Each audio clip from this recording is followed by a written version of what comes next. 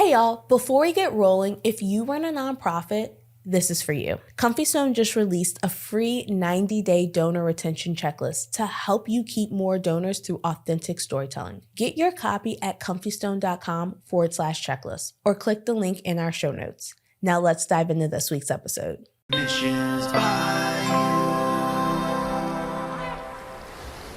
You. Welcome back to another episode of Missions by You. We're doing a special series for Maternal Health Month. Today, my co-host is Dr. Lauren LaRose. Hello. Hi. A childhood and adolescent psychiatrist. And we're joined with our guest today, Chante Lewis. She is the Senior Director of Program Operation at Clover, a nonprofit focused on educating children, strengthening family, and building community. Welcome to Missions by You. Thank you. Thank you for having me.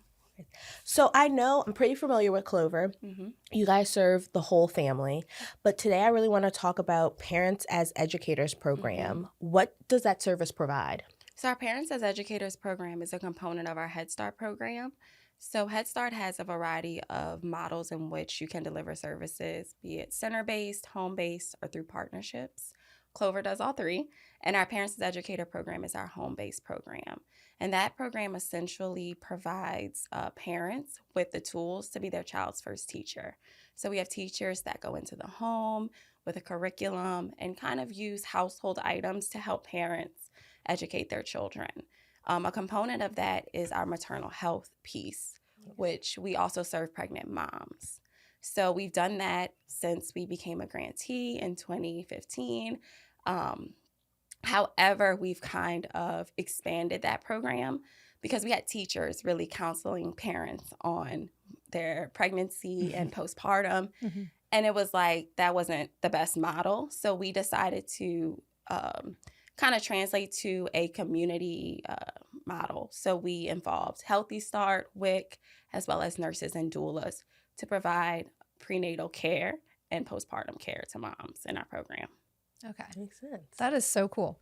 Okay, so can you talk to us about what are the major issues around maternal health and birth outcomes that Louisiana parents face specifically? So in Louisiana, specifically our minority families are facing these outcomes, and it's low birth weight, premature births, as well as developmental delays that we have seen in children that were either born prematurely or had low birth rates. Our moms also have a lot of comorbidities when they're pregnant, as well as postpartum. So we have, in 2023, we actually led the nation in postpartum deaths. And we also have 2 times the national average of postpartum deaths in the country.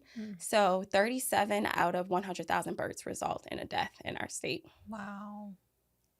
It's not a number we want to lead in. No, it's not a number. And that was part of the reason in 2017, we began to really look at the service we were providing. And we realized that our families needed more services. Yep.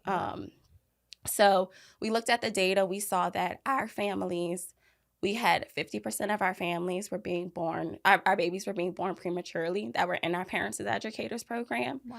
As well as 37% of them had a low birth rate. And then we also, which I didn't mention earlier, our Parents as Educator program does assessments. So we monitor developmental milestones. We do sensory screenings on our kids. And we had almost 40% of our kids failing from our Parents as Educators program. So we knew that we had to kind of get in pretty early with moms and babies, because ultimately a healthy baby leads to better outcomes as they grow. Right. So we really wanted to get in utero and help the babies and the moms so they can have better outcomes. I imagine that also takes a weight off of the mom to also have a healthier pregnancy, right? Just having support and someone to go to and having all these resources kind of given to you at once. Just from a mental load, I'm sure just makes a slightly smoother pregnancy, even if it's just that little bit. And even navigating the resources, because there are a lot of resources in the community, but we're all kind of operating independently.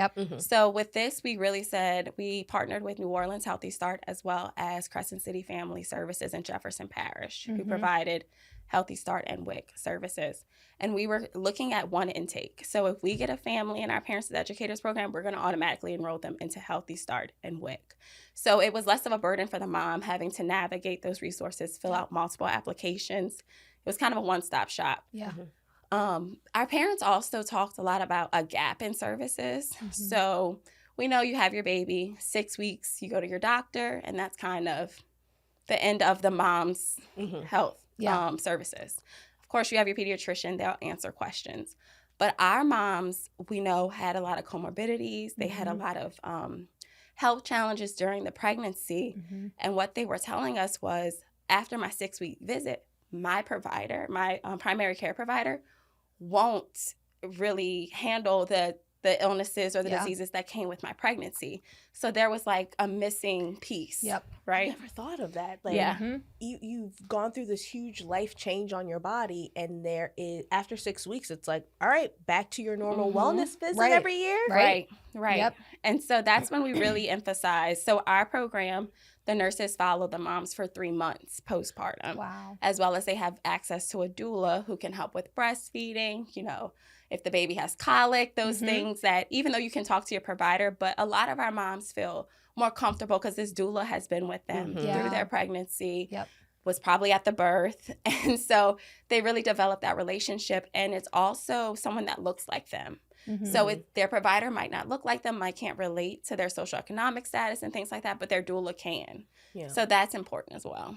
And these providers are, it sounds like a lot of these services, they're going into the home. They are. Everything is in the home. Which makes such a big difference. Right. To be in your own comfortable space. Because I was going to add, also when you're in a doctor's visit, I would, for a pediatrician, there's so much you need to talk. Like, you go in with a laundry list of things. So, and you have 15 minutes. So to add, you have to decide, all right, what am I going to ask? What's most important? And maybe colic or, you know, those little things you leave off. And so being able to then check in with your doula or your nurse or whomever it is in those other months is crucial to have a real conversation with somebody. And I'm a nurse by trade, so I've experienced it firsthand that some patients also feel like this little small thing isn't something that I need to mention to the doctor, but it is a concern for them. But when you're at home and you're having casual conversations or your doula's calling to just chat with you, it comes out. And, you know, those things can be addressed versus them having to address it in that short meeting with their provider. That's great. What outcomes have you guys seen, has Clover seen through this program so far? So for this program, I mentioned that when we started the program in 2017, we saw that 50% of our babies were born with a low birth rate.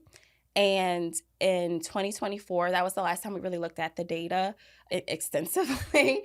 And we only had 3% born with a low birth rate. Wow. So these interventions really helped. And then in addition to that, we had 31% of parents who had reported negative birth outcomes. So what that meant was that they had like a poor experience in the hospital. They might have had to stay longer. Their baby might have went to the NICU. And in 2024, only 0%, like 0% of our families reported negative outcomes. And we really contribute that to that doula there that's able to advocate for them and help them navigate the system. And then prior to the start of the program, 18% reported low birth weights, and we only had 3% with low birth rates. And we reduced our maternal health complications in half. Wow. But I think a bigger selling point, because like when we saw these numbers, like we didn't even know until we actually like really started diving into the numbers, like the impact was the outcomes of our children when they were 3 and 4 years old. So we looked at their development and whether they had been diagnosed with a disability, and we saw tremendous outcomes. So prior to these interventions, we had only 31% of our children pass their screenings. So we had almost 70% that failed. Wow. And then with these outcomes, the children that were a part of this program, 90% of them passed. Wow. So that was huge. And then as far as children being diagnosed with disabilities, we had 40% that were being diagnosed. 40, and then it was like 20%. So it kind of like over the years, it was like 40, 20, and then now we've had only 3% that have been diagnosed with disabilities at the 3 and 4 year old mark. So this model has been proven to work and have tremendous outcomes for the trajectory of the children that are in it. It's amazing. I want a standing ovation for you and your team right now. That is amazing. No, we were shocked too. We're like, wow, what have we done? Like, Yeah. I love that you guys also track that, like, this isn't just about the birth. Mm-hmm. You know, these 3 and 4-year-olds are benefiting from this change, this little bit of support given to their parents and while they're in the womb, like how this sets them up so much for success. Right. Yep. And I think if it could be broadened to like all of Louisiana or the nation, like we would see tremendous outcomes because it really is just a community care model. It's just utilizing the services we already have, having a streamlined intake process and just all working together. And we've seen great outcomes. Yeah. I think that's huge, breaking it down like that, because this isn't some crazy medication or some crazy outlandish like thought system. It's just caring about each other and like, you know, you talked about how the doula or nurse will call. Like that's such a simple task. Right. But that opportunity for that parent to share if they have a concern or a struggle or a question, or just to feel like... Just to feel supported. Yeah. Because mental health is huge. It's huge. Especially postpartum. So just having that ally is essential. And and we're providing multiple allies. We have the nurse doula, but we also have our teacher who's still going into the home and supporting that mom through the milestones, helping to help the mom to understand, okay, this is what my child should be doing at 3 months, 6 months, 12 months. So it's really a tremendous support and a wraparound service, essentially. Right. So have y'all used that data to do any kind of like advocacy or like publish the data or anything? So we're a part of a few advocacy groups. We haven't published, but that's great. Add something else to my list. But we're in a few advocacy groups because there are a lot of advocacy groups in Louisiana that are attempting to make the change as it relates to maternal health, especially Black maternal health in our state. So we've shared this data with them. This isn't new. There's other places that are doing things like this, but we definitely, I think, could do more. Yeah. And it also takes the community partners coming together and saying we're willing to kind of join together and make a change in our community, in our region. That's amazing. Real quick, guys, did you know it can cost up to 7 times more to find a new donor than to keep one you already have? That's why at Comfy Stone, we created a free 90-day donor retention checklist. It's simple, step-by-step guide that shows you exactly what to do after someone donates. From how to thank them to how to tell stories that keep them engaged and giving all year long. You can grab your free copy at comfystone.com/checklist or click the link in our show notes. All right, let's get back to the show. Okay, so tell us like what kind of feedback do you receive from the families that participate and how all of this support has impacted them? So we do have a cap as we are using our base funding to support it. So it does require additional funds. So we have limited time, like I said, 3 months to provide these services to the families. But our doulas and our nurses are like, we had these relationships for years. So like the feedback that we receive from the families as well as the providers is that it really creates a relationship and they love that, as well as the families are just so grateful for the services. When you attend Clover, you also receive social services. So whether they need help with paying a bill, whether they need mental health services. So they really say this is life-changing for them and their family.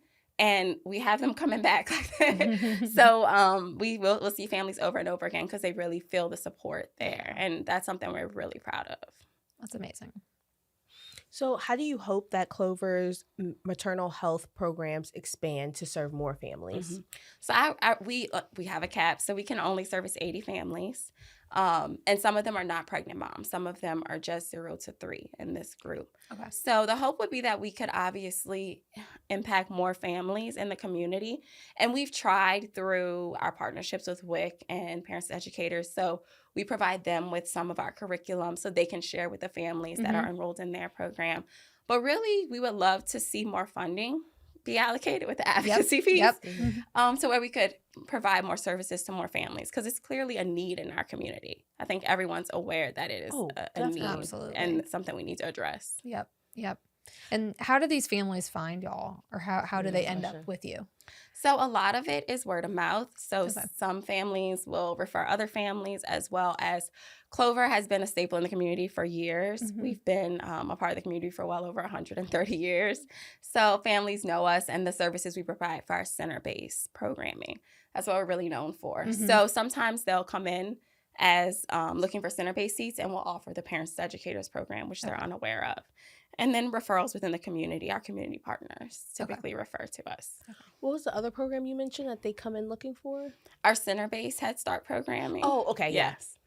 So, so they'll come in for center-based seats for an older kid, and they'll be pregnant, and we'll be like, "Oh, why don't you join our Parents to Educators program?" And so that's how they find out about that piece, because that's not as well known as obviously center-based seats. Yeah. Okay. And it's not as attractive either. People want the center-based seats. Is there like a through line of parents as educators, babies, but going into Head Start or early Head Start? Yes. So our Parents as Educator program participants, they have priority for our center-based seats. So typically, it's a mom who maybe isn't ready for their child to go to a center-based because they're, 8 months, 9 months, they want them to stay home with them. So once they decide that they do want the center-based seats, they can apply, and then they receive additional points to get into the program. So they have a priority point system. And typically there is a continuum. That's how we're able to track these numbers, because most of our babies that are in our Parents as Educators program end up coming to Clover for the center-based programming as well. So. It would be so interesting if somebody had the time to like do a little extra follow-up and be like, where are they at 8 or 9 years old, or 12, 13 years old, these kids. Yeah, that would be fascinating to see. That's like our dream. That's our dream for all our kids. So we could see like how Head Start program has impacted them throughout their tenure in school. Maybe one day. Maybe one day. Maybe that's something else we can collaborate as a community. And that'd be amazing to add to this current data. Yep. Like, man, in 5 years, being able to track that, like in that time, how you guys brought these maternal health rates in a positive way, and now these kids are in middle school, and like what that looks like for them now. Right. Yep. Yeah. Yes, I would love to see that. Y'all keep adding things to my list. We're building the vision with yes. you. So we mentioned early Head Start and Head Start. Can you kind of explain a little bit more about those two programs? Sure. So early Head Start services children 0 to 3 years old, and then Head Start services children 3 to 5. So the whole intent of that program for the child is to have them kindergarten ready for when they enter, we call it big girl, big boy school. We teach them a curriculum, an evidence-based curriculum, but we also assess them, which I mentioned the assessments earlier, where they get sensory screening. So we screen them for vision, hearing, as well as speech. And we also assess their developmental milestones as well as their social emotional milestones. And if there's any delays, then we offer that support via therapists, referrals, and evaluations. So we really try to tackle any concerns early on. And so the Parents as Educator program was just a natural flow into that model that we already do. That ties it nicely together, yeah. And yeah, so that's what early Head Start and Head Start is. And like I mentioned, they have different variations of it. So there's center-based seats, which is a typical daycare setting. We have partnerships where we partner with independent daycares, and they house Head Start seats there. So we have 9 partners at Clover currently. And then we have our home-based program. So we service around 590 kids currently. Oh, wow. Yeah, wow. We have a lot of kids. We have a lot of kids. And in addition to that, Clover provides wraparound services. So social services, any needs that a family might have, we help families create goals. So if a family tells us, hey, I'm really struggling with budgeting, then our family advocates will work with them on those goals, as well as career connections. It's just a multitude of services that we can provide to the family we really want to move them from economic instability, which all of our students are have social economic statuses that are below the poverty guidelines. Right. So our goal is to move them beyond that. So we say, like, we see you now, we don't want to see you later. Like, we want you to progress as a family, so where you don't need these services anymore. Yeah.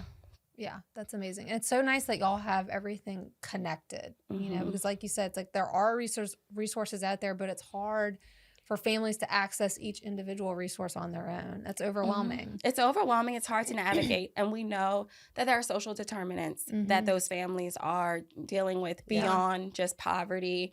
And so to even have the capacity to navigate those resources is a challenge. That's what I'm thinking how, again, I talked about how that mental load on a pregnant person and think about where my kid's gonna, once they're born, who's gonna take care of them? What's the daycare? What's the kindergarten? But Clover being able to provide that opportunity of like, you can put them in the early Head Start, then they can go to Head Start, and then they're ready for kindergarten. Yeah, to just alleviate any of those barriers. That's our goal. Yeah, to eliminate those barriers. And I think our families have really appreciated that and benefited from it. We hope they have. Do you know any stats from our success stories from Clover's Head Start program? Yeah, there's a lot. So I have worked specifically a lot with our children with disabilities. And so we had one child who had a pretty severe disability, couldn't walk, couldn't talk, like had like it was motorized, but like he was like one. So like we were like motorized scooter, we were like navigating. But through our program and through the interventions, when he turned 3 or 4, he was walking, talking, like his parents saw and they really contributed to Clover. So we've had plenty of those stories. We have had a lot of children that have autism that have come into our program, and we've provided ABA services to them, and families have talked about how that's contributed to them progressing, and their child wasn't saying any words, and now 2 years later they're talking. So we have so many success stories. And even around our Career Connections program, we had one mom who was a Head Start mom, and she wanted a career. So she started out as a medical assistant, and then, she went through our program, became a medical assistant, and then she progressed to now she's an RN with a bachelor's degree, and in like a 4-year span. Wow. So amazing. Those are just a few, but those are the stories that we see, and we love to hear those stories. I love that, because that goes back to Clover's mission of being for the whole family, right? Like how this one connection branches out for the whole family to be uplifted. Yes. So through our whole family model, that has been the goal. And we've seen a lot of success. That's awesome. And I was going to say, like, that is so cool because there's a trickle-down effect. You know, it's like it's that family that you're helping, but that's going to help not only their kids, it's going to help their grandkids, right? And, like, so forth. It changed the trajectory of the generations that follow, for sure. Yeah. So I can't wait to see that. Like when I'm around 20, 30 years from now, to see the change in the trajectory. And the change in our community. Like it's going to impact our community and make our community better. Yeah. That's awesome. Okay. In the next 5 years, what changes would you like to see for maternal health in Louisiana? Well, I don't want Louisiana to be at the top of the list for maternal health. That's for sure. But ultimately, I would like to see implementation of community care models in our community. So more like hospitals joining in into this model, because obviously that's the first place that someone goes when they're pregnant. They go to their provider. So how do we incorporate the physicians and the hospitals into this model to where there's a connection with the community-based services? Because oftentimes, like I mentioned, we're the ones who look like them. We're in the community. We can relate to them. And so how can we be a resource to providers to assist them in navigating this challenge with moms and families, and also more resources being poured into this as well. So we can impact more families. Yep. I would love to serve more families, because we do have a cap, so I hate when they're like, do we have any more seats? And I'm like, no, we're full. I'm sorry. I hate that email just sent out. Yep. Well, what are the best ways for people to support Clover and also connect with you guys and your other services? Sure. So they can go to clovernola.org, which is our website, and they can see all the services that we provide, as well as send emails or send donations if they would like to support our work. Amazing. And social media? Yeah, you can catch us on social media too. On social media, you can find us at Clover New Orleans. Perfect. Thank you so much for joining us today. Thank you for Thank having you. me. It was great to talk about this. I love talking about maternal health and our services. It's my favorite thing to do. Thank you. Yeah. Thank y'all. Thanks for listening to Missions Bayou, powered by Comfy Stone. If you enjoyed this episode, be sure to follow the podcast wherever you listen. And if you're watching on YouTube, don't forget to subscribe and drop a comment, letting us know your thoughts and who you'd like to hear from next. We'll see y'all next time.